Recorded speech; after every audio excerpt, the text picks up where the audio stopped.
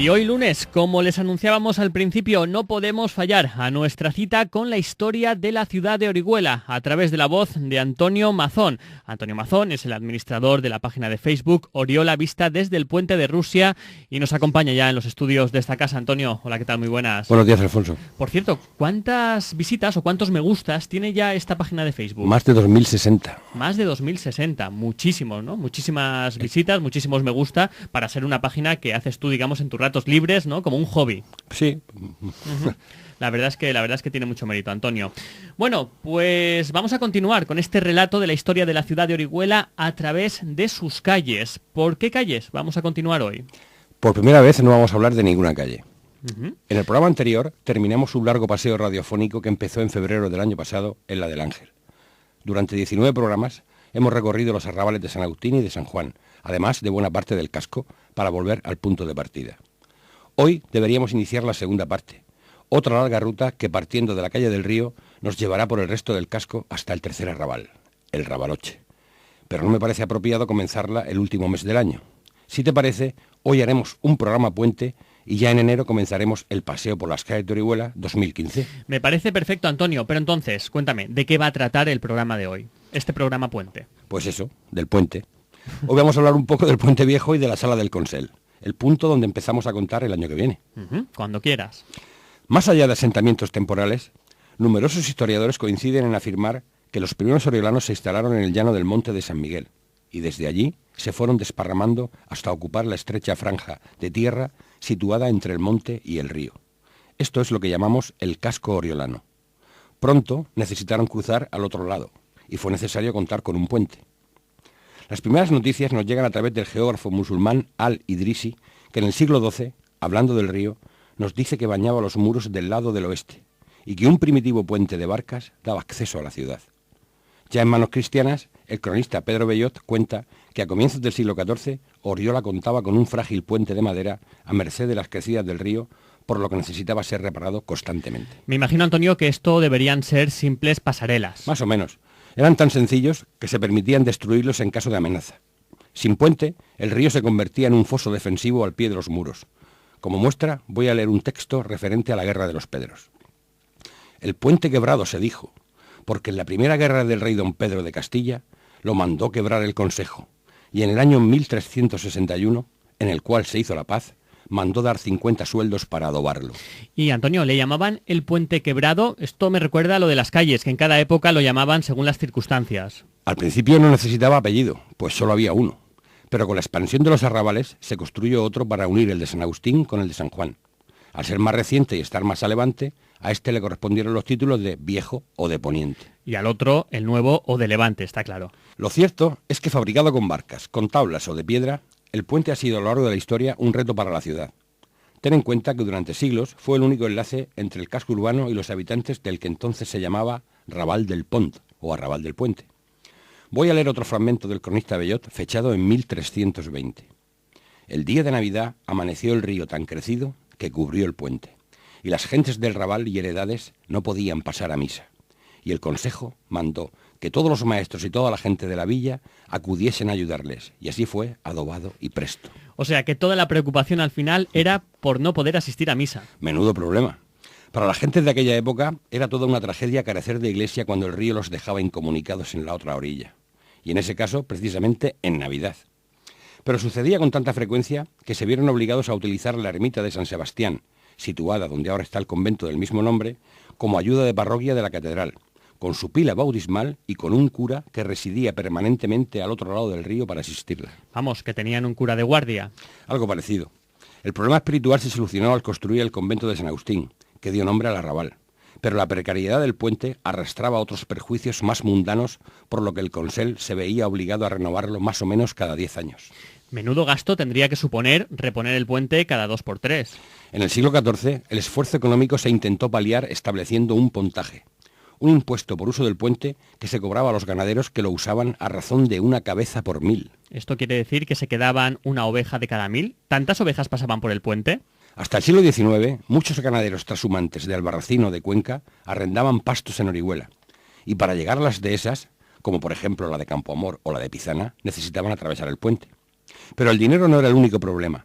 Para fabricar los puentes de madera era necesario talar muchos árboles y en Orihuela no se prodigaban los bosques. Utilizando palabras de la época, no podían criar tantas alamedas. Así pues, en el siglo XV decidieron fabricarlo de piedra por primera vez. El proceso de construcción duró largos años, pero por fin, a mediados de siglo, se colocaron las cimbras de un gran puente con un solo ojo. Una gran obra que acababa en un arco abierto en la muralla que permitía la entrada a la ciudad mediante un pasadizo abovedado que cruzaba por debajo de la sala. Voy a leer una descripción de este arco en el siglo XVIII. De sillería de la mejor calidad, blanca, fuerte y granimenuda, con pilastras de 13 palmos de altura. Las piedras de 4 palmos y medio unas y las otras de 3 palmos y medio, 2 palmos de altas. Todo el espesor de la pared, con las 3 caras bien labradas, de orden corintio, arco abocinado y sobre él el escudo de armas de la ciudad. Las puertas, con su herraje grueso de madera vieja, chapado en hoja de lata, con las cerraduras de la mayor firmeza y hermosura. Pero Antonio, ¿qué era esa sala? El edificio del Consell, vamos, lo que ahora llamaríamos el ayuntamiento.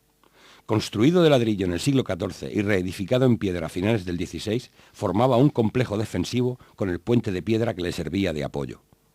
En la parte superior contaba con la sala de cabildos, una dependencia de aproximadamente 90 metros cuadrados donde se reunía el Consell. Por debajo pasaban las gentes y podían optar por seguir hacia la calle del Ángel o girar hacia la del Río. De esta sala, el apelativo acabó identificando a todo el edificio, conocido por el pueblo como La Sala.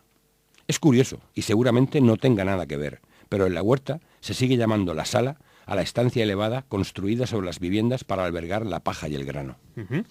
Muy interesante. Antonio, ¿seguimos con el puente? Sí, fabricado en piedra, aguantó 2 siglos y medio, restaurándose una y otra vez hasta que quedó inutilizable a comienzos del siglo XVIII. Descarnado y falto de algunas piedras, amenazaba ruina. Reedificado y reparado varias veces, en 1763 presentaba de nuevo un aspecto deplorable. Lleno de agujeros, con las maderas y barandillas podridas, por lo que no podían pasar los carros para introducir la molienda en el molino sin arriesgarse a caer al río. ¿El molino estaba también al otro lado del río? Sí, en la famosa calle del Molino, ahora desaparecida. Así pues, no valía cualquier pasarela. Necesitaban un puente firme y seguro para aguantar el peso de los carros cargados. Bueno, para eso y para llegar a Bigastro, a Urchillo, al campo de las Salinas o a la costa. Fue reparado de nuevo, pero el desastre definitivo comenzó en 1829. En ese año, además de los famosos temblores de tierra que asolaron la gobernación, las copiosas lluvias otoñales aumentaron considerablemente el caudal del río Segura. En enero de 1830 volvió a llover torrencialmente, llegando a diluviar durante 30 horas seguidas. El día 30 se desprendió un sillar del arco que sostenía el puente, y el maestro Antonio Sánchez se encargó de repararlo poniendo una piedra muy ajustada que lo cerró de nuevo. Pero tan solo fue el primer aviso. El día 15 de octubre de 1834, el puente cedió a los envites de una nueva riada y 3 días después la sala, desprovista de apoyo, corrió su misma suerte. Una catástrofe para la ciudad. O sea, que también se hundió el ayuntamiento. Sí, y como siempre, la ciudad no tenía dinero para emprender la reconstrucción. Al día siguiente, el gobernador envió a un arquitecto de la Academia de San Fernando para hacer un informe y presupuestar la urgente construcción de un puente de madera. Ofrecía 2 opciones, pagarlo el propio ayuntamiento o iniciar una suscripción pública. En una sesión extraordinaria a la que faltaron muchos concejales escondidos por una epidemia de cólera, quedó clara la falta de liquidez, por lo que invitaron a contribuir a los que tenían el dinero, el obispo, el cabildo, los terratenientes. Terremotos, cólera, inundaciones. Vaya época para vivir en esta zona. Bueno, ¿qué pasó con el edificio? El maestro aparejador Antonio Sánchez se encargó de desmontarlo. Todo lo que había quedado en pie estaba dañado y fue demolido, almacenando los materiales aprovechables en diversos conventos. En 1836 presentó un proyecto para reedificar la casa consistorial, pero no podían pagar la obra y fue desechado. Para obtener fondos, vendieron el terreno a un tal Luis Abadía, que levantó un edificio de viviendas que albergó en sus bajos el primer casino oriolano. La construcción, que en la actualidad ocupa su lugar, conserva en el zaguán una pequeña joya. Si los vecinos lo permiten, manda narices, se puede contemplar una de las representaciones más antiguas de nuestro Oriol, datada nada menos que en 1598.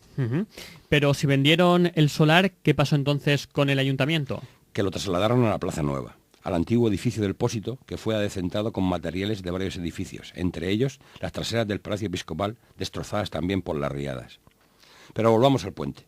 Pasaban los meses y la situación era gravísima. No había puente de Poniente y el de Levante estaba tan mal que solo permitía el tránsito de personas.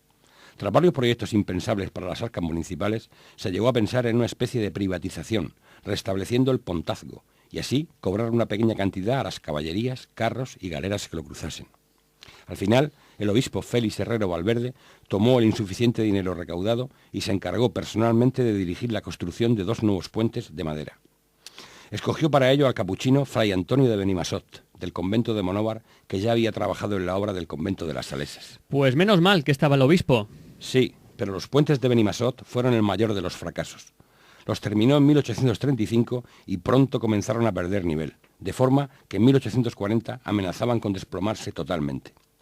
2 años después, el ingeniero de caminos Elías Aquino dirigió la construcción de un nuevo puente de madera fabricado con pino endurecido en las aguas de las salinas, que llamaban Pino de Flandes. Esta vez probaron su solidez aparcando en su doble calle 5 carros de bueyes bien cargados de pimiento molido. Imaginándome en esa situación, Antonio, qué difícil debía ser transitar por Orihuela en aquellos años. Pues más o menos como ahora con las obras del AVE, a base de largos rodeos para cualquier trayecto. Totalmente de acuerdo, totalmente de acuerdo.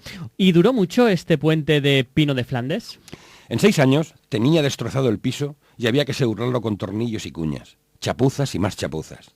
Por fin, en el verano de 1868, la Sociedad Material para Ferrocarriles y Construcciones de Barcelona instaló un nuevo puente, esta vez de hierro, que reparación tras reparación llegó hasta 1914, cuando se le colocó un cartel pidiendo a los carruajes que lo atravesasen al paso.